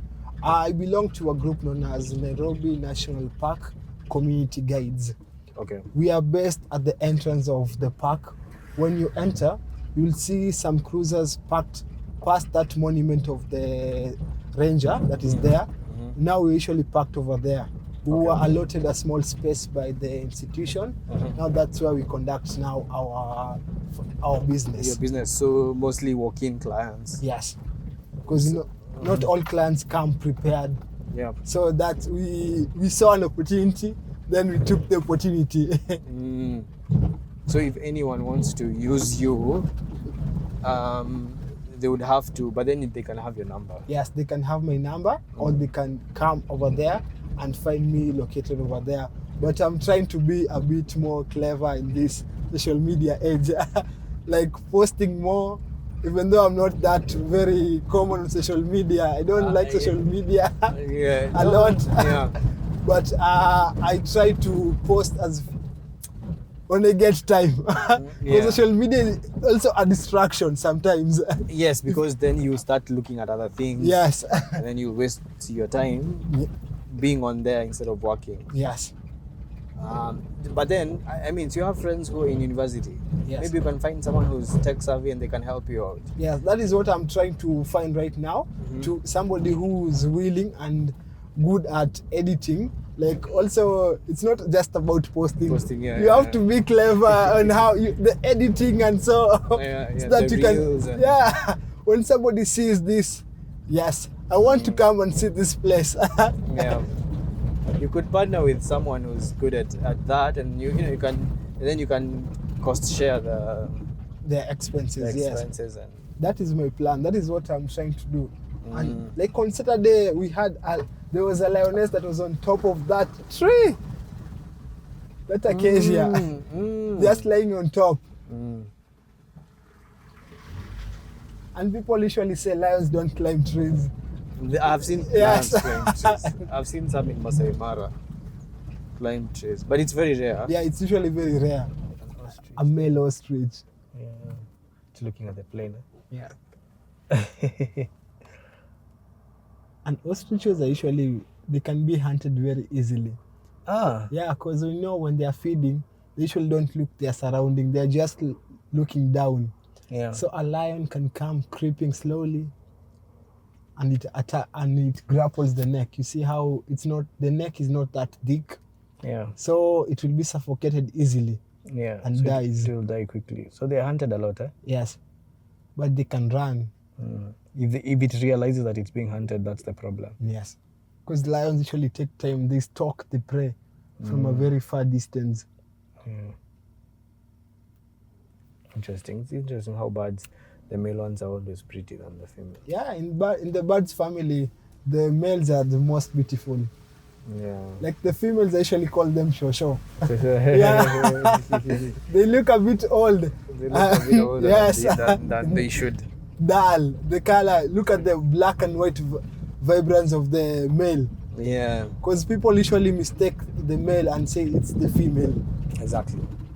Whereby Indicate on the the overtaking sign, I ask this is my friend. I ask him if he has spotted anything. I guess you even know the guy. You know him. Yeah. Clinton, niaje? Uko poa? Hizo vichwa ya mara zimeonekana kweli? Hapa?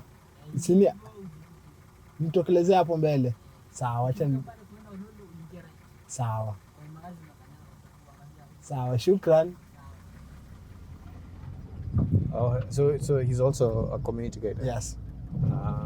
You work with him? Yes. He's the one who I usually acquire a lot of skills from him. Because he's been doing it for a long time. Yeah. Because he like he started as a tour guide the way I'm doing. Mm-hmm. Then now later you see he acquired a vehicle. Now he's able to maneuver around very well. Yeah. With clients. Because he has lots of knowledge. He was mostly the one taking when KWS have like these VIPs, he could be called and now give them a tour. Like his knowledge of first in the bad area is very conversant, and that is where now I'm trying also to go deep into the bad area. Yes. Yeah, birding is it's a very hectic. You have to be very, very assertive. Birds in a fanananga. You look at the beak, at the color pattern, the migratory system. Yeah. And it has a what's it called, the study of birds? Ornithology. Ornithology, yes. And on this side.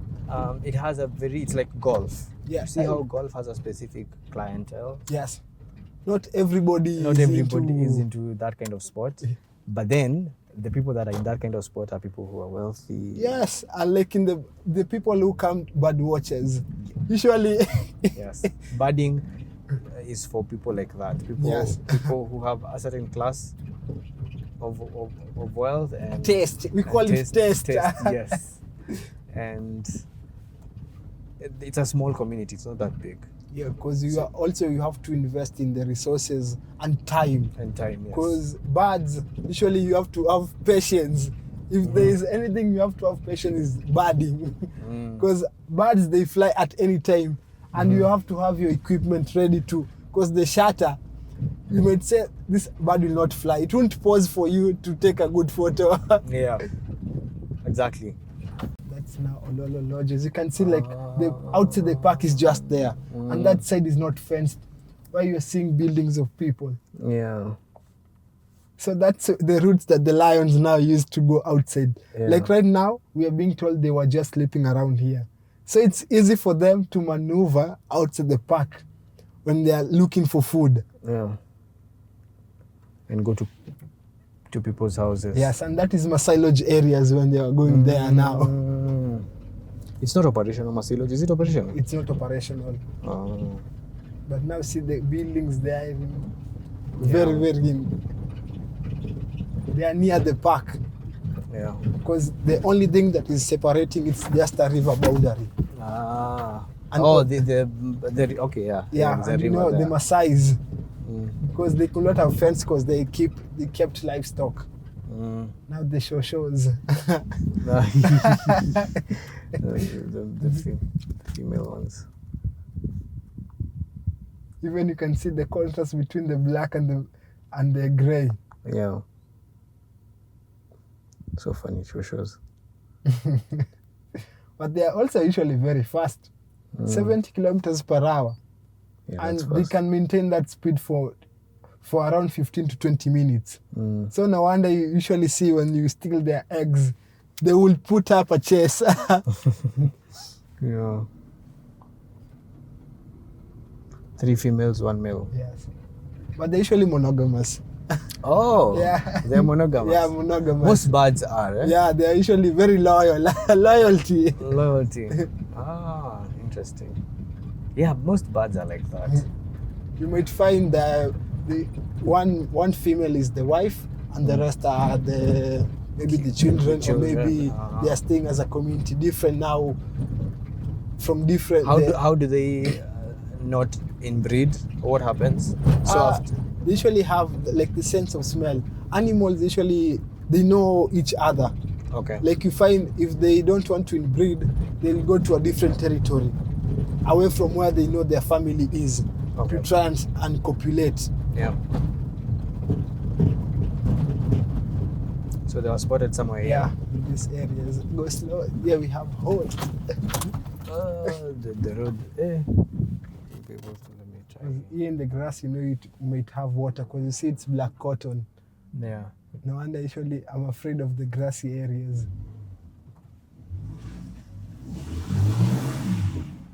Okay. It's impassable.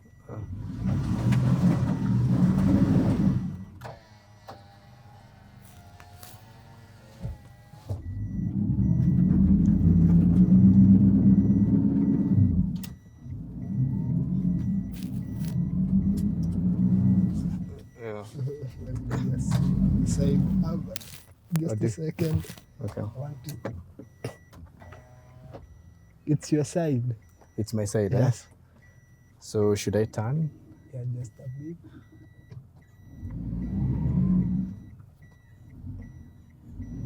Oh shit.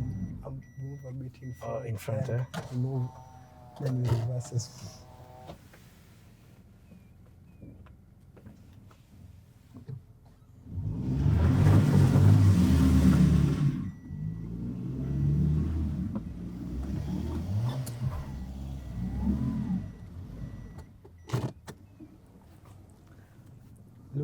Look at the tire.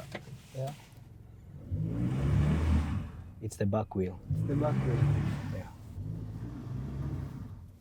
Maybe you can move and put a stone. Yeah, we can put it. Yeah. But also, don't move without looking. Oh, okay.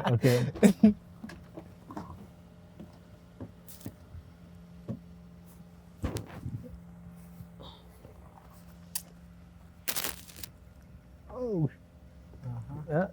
See, it's the back one. Yeah, it's the back one. Yeah. Because I know the back one usually doesn't have a lot of traction. Yeah.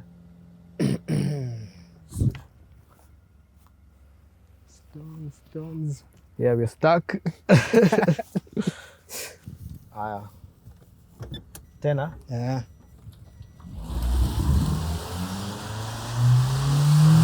Stop. Again, the same procedure, just songa tu mbele kidogo. Na hii side ingine. It's a bit more, it's okay. Uko sawa. Oh. Hapo.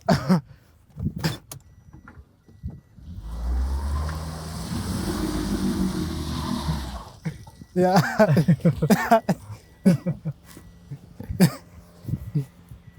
I can smell something like a lion. You can smell it. The smell. There's a funny smell. Yeah. And the cats usually smell badly. Yeah, it's up. So it does too.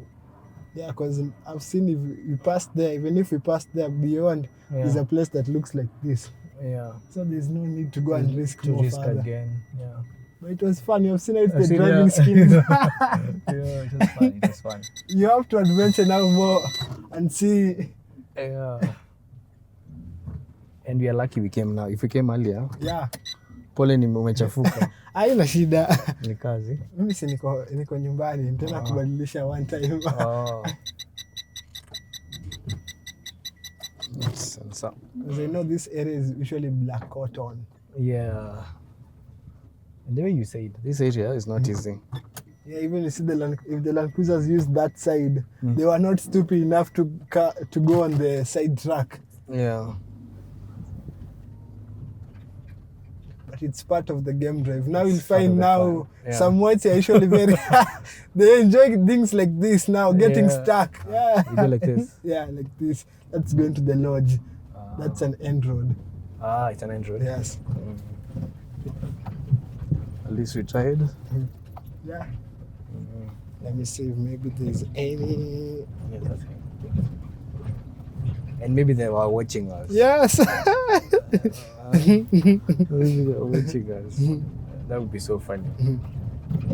Wanaona tuna struggle na hawezi kuja But they kutusaidia. were just lazy. They were not in the mood of coming to grab meat. Yeah.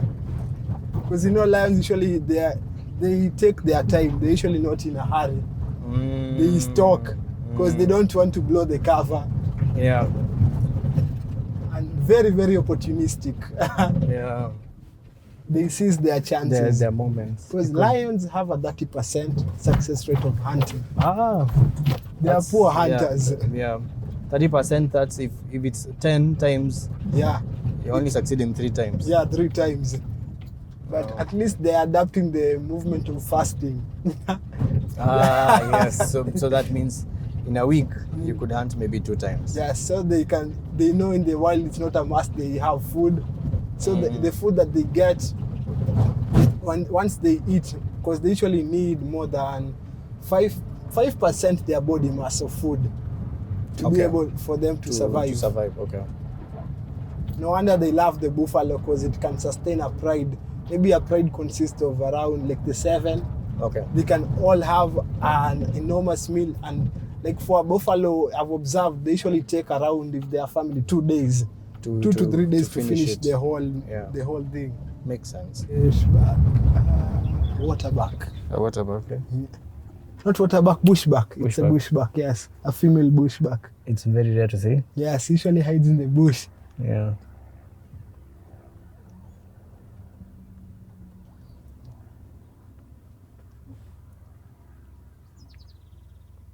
It's pretty. Yes, usually the dark tan. Yeah. Nimepata njaa. It had to get out.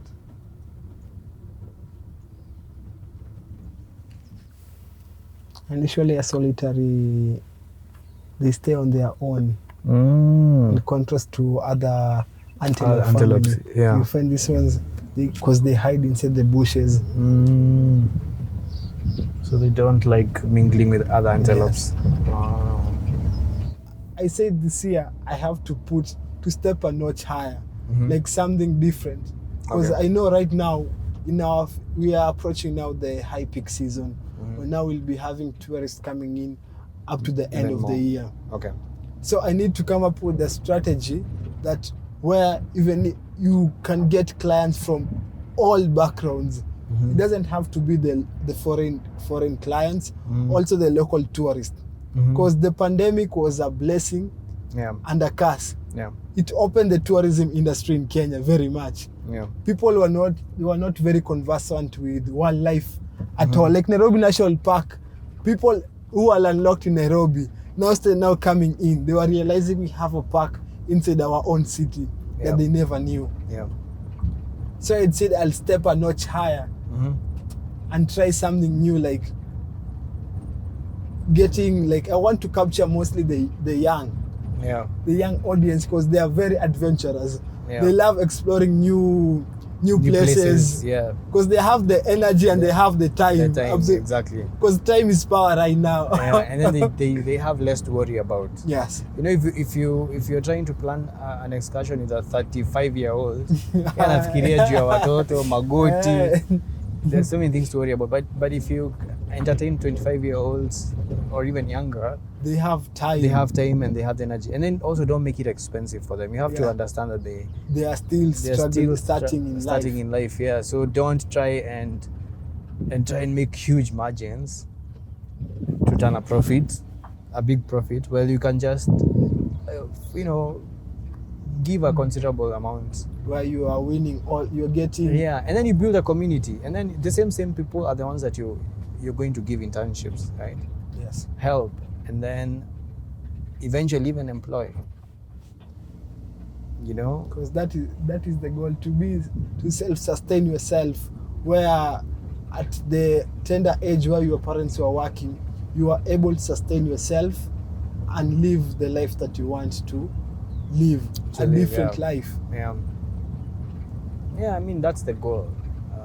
And not to do it just for yourself. You do it for a community. For the community. Yes. If you're employing 100 people, those are 100 families you're feeding. Because 10 years ago, you started something that you did not even think you'd ever. Yes. And now these are people with families. They depend on you. With healthcare, food, everything. because you're feeding them, you're paying them a salary. Yes, and that's why usually, like, I love reading books, and I usually get some quotes, and it got to me very, very deeply. This one was from Helen Keller. She said, "The best and most beautiful things in life cannot be touched or even seen. They must be felt from the heart. Yeah. It must come from within you, not something that is visible. You're just wanting to gratify them for others to see. Yeah. It has to have a deeper meaning, Yeah. because everything you do, remember, there's also another force that takes it away also. So Yes. empowering more people, you'll have shared your skill and also enlightened them and left a mark. Yeah. That will grow. Yeah, and no wonder, like, that's how I fell in love with the conservation. I saw if whatever I'm doing right now is not being seen, Yeah. will be seen in the future. You're not doing it for now. Yeah, for now. I'm doing it for the future. Yeah. Maybe somebody else will benefit from it, not me. Not you, but at least you did your part. I did my part. Yeah, and you hope the other person will also do their Do part. their part, yes. Yeah, it's inakwanga hivyo. This is a hawk. Black kite, the common, the one that usually snatches. Now, if for example here during Fridays, when you see we have a lot of children coming in, they're usually not hawks, they are black kites. Oh, they're called black kites. Yes, we were having a debate with my fellow guides. We said we had researched and thought the name was the Harris hawk. But I went deep now to Nature Kenya and asked one expert, and they told me it's the black kite. Yeah, because we had a deep argument about what it was. Yeah. We were just googling. Look at the beak. The beak is yellow. It looks like the Harris hawk. Somebody's arguing on that perspective. Then at least we accepted on that. Then later I did my own research, because you could not keep on arguing. Yeah. So you had to come up with a way where you satisfy the person, because not everybody is usually right. You have to accept, and there's always a winner and there's a loser. There's a loser, yeah. So then you went to Nature Kenya? Yes, and did my research. Then I was told it's the black kite. Nature Kenya is where? It's based at Nairobi National Museum. Okay. Yeah, they mostly focus on the birds. They are bird experts. Yeah. Oh yeah, because there's a bird what's it called? Like a museum there. Exhibition. Yes. Inside the museum. Yes. Of a lot of birds. More than 200 species. First, the hawk family, they have kept even the statues over there. You can get to see them. And they're all birds that have been found in Kenya. Yes. Nice. Birds in Kenya. Because like in Nairobi National Park, we have more than 500 species. In Kenya now we have more than 500 species. Just here. Yes, just here. So in Kenya we have more than 2,000 birds. Yeah. No wonder you find birding is 2,000 very, very species. hectic. Yes. Sasa, Brian, thank you so much for the game drive. I had plenty of fun. I hope you enjoy. I also enjoyed, by the way, the game drive. Yeah.